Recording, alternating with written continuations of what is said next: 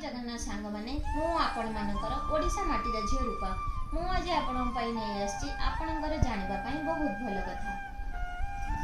बापा 5 वर्ष बयस बापा सबुठारु शक्तिशाली बोली मने हुअंती। 10 वर्ष बयस सबकिछि जଣା थिबा परि मने हुअंती। 15 वर्ष बयस से आमको बुझी पारु नाहंती बोली मने हुअंती।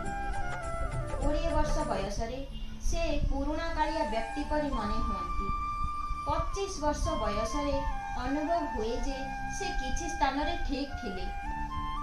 30 और 40 वर्ष बयस अनुभव हुए से बहुत किछि सह्य करिसंती एवं से स्वतंत्र व्यक्ति एवं सत्य एहा बापांको मूल्य सेतेबेले बुझा पड़े जेतेबेले से आम सहित न थांती।